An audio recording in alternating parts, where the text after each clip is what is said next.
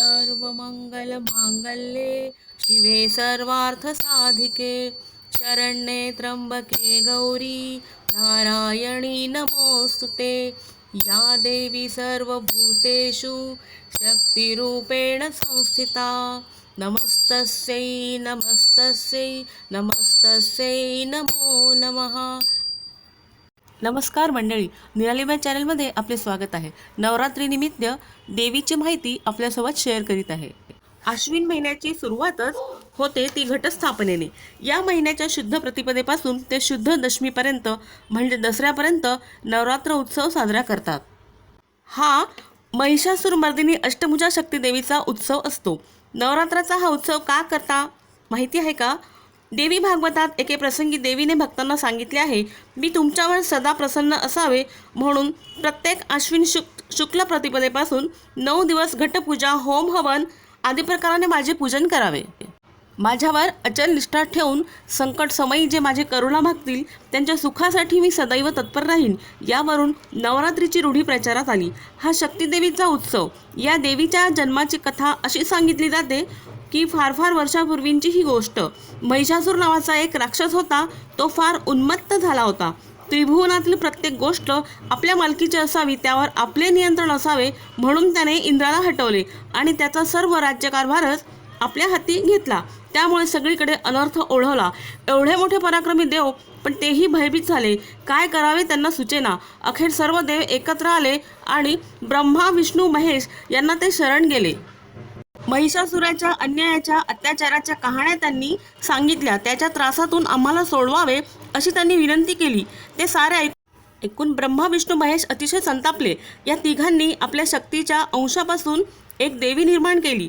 तिला वेगवेगळ्या शस्त्रांनी सज्ज करून महिषासुराचा नाश करण्यासाठी पाठविले। तिचे आणि राक्षसाचे घनघोर युद्ध झाले। आश्विन शुद्ध प्रतिपदेपासून पुढे 9 दिवस हे युद्ध चालले होते। अखेर शक्ती देवीने त्या राक्षसाचा वध करून सर्व देवांना आणि सृष्टीला त्याच्या त्रासापासून मुक्त केले। त्यामुळे शक्ती देवीस महिषासुरमर्दिनी असे म्हणतात व नवरात्रात तिचा उत्सव मोठ्या थाटाने, उत्साहाने, आनंदाने साजरा करतात। महिषासुराचा वध करण्यासाठी परमेश्वराच्या शक्तिरूपाने स्त्रीचा अवतार धारण केला होता। या अवताराचे वेगवेगळ्या रूपात पूजन केले जाते।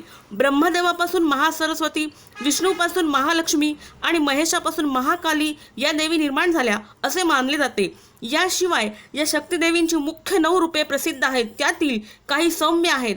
चैत्रातील देवी अन्नपूर्णा, भाद्रपदातील हरितालिका, श्रावणातील मंगळागौरी, आश्विनातील ललिता गौरी ही देवीची सौम्य रूपे आहेत। तर दुर्गा, काली, चंडी ही देवीची रौद्र रूपे आहेत। महायोगी अरविंदांनी या शक्तीदेवीची 4 रूपे मानली आहेत। ऐश्वर्याची देवी माहेश्वरी, शक्तीची देवी महाकाली, सौंदर्याची देवी महालक्ष्मी आणि विद्येची, ज्ञानाची देवी महासरस्वती ही ती रूपे आहेत। रूपे अनंत तरी ईश्वर तत्व एकच आहे। त्या देवीचा हा उत्सव। आपल्याकडे हा उत्सव साजरा करण्याची पद्धत वेगवेगळी आढळते। काही ठिकाणी 5 घट एकावर एक असे ठेवतात। त्यात 5 खारका खोबऱ्याचे तुकडे असं ठेवून त्याभोवती धान्य पेरतात आणि त्या घटांची पूजा करतात। काही ठिकाणी जमीन गाईच्या शेणाने सारवतात। त्या जमिनीवर शेतातील काळीभोर माती पसरून एक चौरस तयार करतात। त्यात मधोमध घट ठेवतात।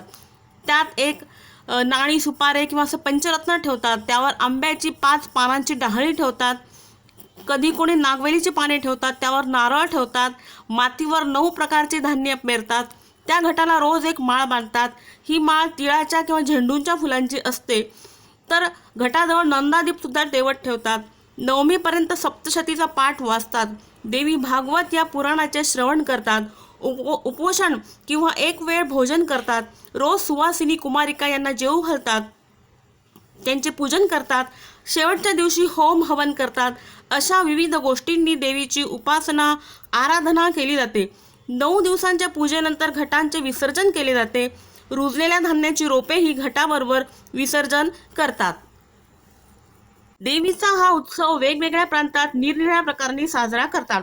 बंगाल, बिहार, ओरिसा, आसाम, उत्तर प्रदेश, मध्य प्रदेश या प्रांतातून दुर्गा पूजेचा उत्सव मोठ्या प्रमाणात साजरा होतो। त्यातल्या त्यात बंगाल प्रांतात या उत्सवाचा प्रचार आणि लोकप्रियता खूप आहे। बंगालमध्ये हा सण 10 दिवस साजरा करतात। हा सण वर्षातला प्रमुख सण आहे। दुर्गा पूजा हा मूळचा धार्मिक सण होता, त्याला सामाजिक स्वरूप आता आलेले आहे। आश्विनातील पहिल्या दिवशी हा सण सुरू होतो.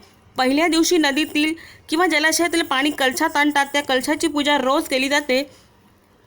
षष्टीपासून देवीची विशेष पूजा केली जाते. अष्टमी नवमी या तिथीच्या संधिकाली संधिपूजा करतात.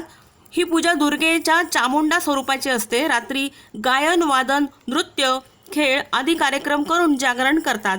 दशमीला संध्याकाळी देवीच्या मूर्तीची मिरवणूक काढतात आणि देवीचे नदीत किंवा तळ्यात विसर्जन करतात. दुर्गादेवी या दिवसामध्ये सासरहून माहेरी आलेली असते अशी समजूत असून तेथील गृहिणी माहेरवाशिणीसाठी अनेक पक्वान्ने करतात. बंगालात या उत्सवासाठी देवीची मातीची दशभुज मूर्ती बनवतात. ती सिंहावर बसलेली असून महिष नावाच्या राक्षसाचा वध करते आहे असे दाखविले असते. 10 हातात 10 शस्त्रे असतात. उजवा पाय राक्षसाच्या अंगावर ठेवलेला असतो. बर्ची या शस्त्राने राक्षसाची छाती फोडलेली असते.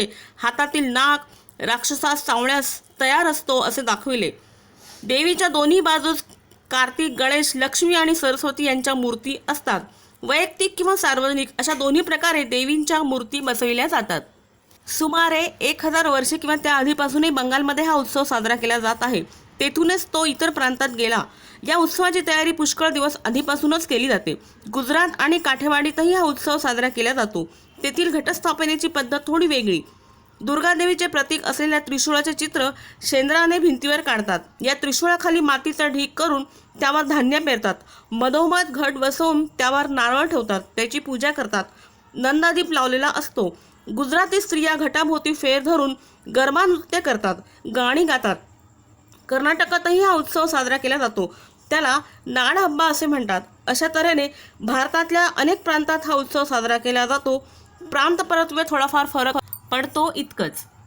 नमस्ते शारदे देवी सरस्वती मती प्रदे वसत्वं मम जिह्वाग्रे सर्व विद्या प्रदा भव. नवरात्री देवीची माहिती कशी वाटली ते कमेंट करून नक्की सांगा. प्लीज लाईक शेअर सबस्क्राईब निराली माय चॅनल. थँक्यू. अशाच कार्यक्रमांसह पुन्हा भेटूया. थँक्यू.